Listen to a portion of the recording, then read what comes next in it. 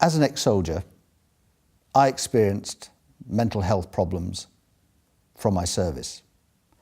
And I fully understand the impact that can have on the individual, their families and the people around them. It can strike anybody. It is no respecter of rank. It is no respecter of appointment. It is no respecter of the individual. It is essential that all parts of the armed forces community are trained to spot the signs and symptoms of mental trauma in individuals. Early intervention is encouraged in these cases because it can affect anybody, any individual, their families, sons, daughters, and increasingly, our veterans.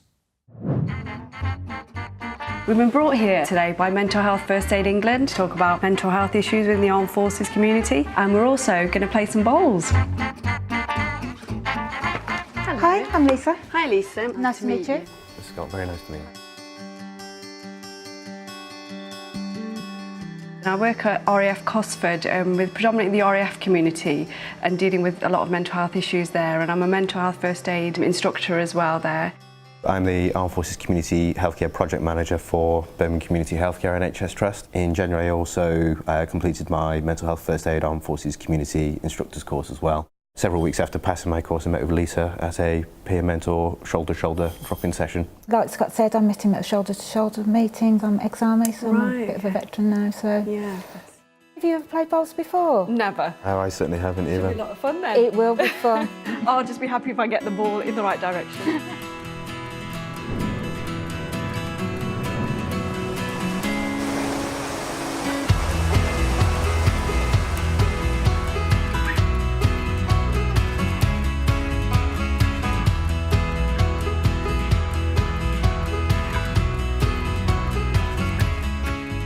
How do you find training then? For the mental health first aid course? Yeah. I must admit, I went in with some trepidation. It's obviously quite a difficult topic. It was really well structured, so it was in an environment where broke down those group dynamics immediately. By the end of the course, I certainly felt confident that you'd be able to go to someone and have meaningful conversations around suicide, which is generally kept behind closed doors. Seb, I'm in, what's it like day to day as an instructor? There's a lot of planning that goes into it, so I do a lot of planning and research. Also, I don't like to stand there and read out PowerPoints to people. I like to get good discussions going, a lot of group work and good debates. 81% of veterans experiencing mental ill health feel ashamed or embarrassed about their condition. There's a lot of myths around the armed forces community, but equally there's a lack of understanding as to the culture that they've come from. There was a need for this kind of training within the military environment. I think that shows in the numbers who are attracted to the course. Since April 2013, 185 Armed Forces Mental Health First Aid instructors have been trained by Mental Health First Aid England. Those instructors have gone on to train 4,445 Armed Forces Mental Health First Aiders. Those First Aiders have gone on to help people like Lisa. So how did you find Scott's approach? Made me feel really calm. Took away some of my fear. I don't know how you did that. I wasn't made to tell my trauma. You just made me feel safe for that moment.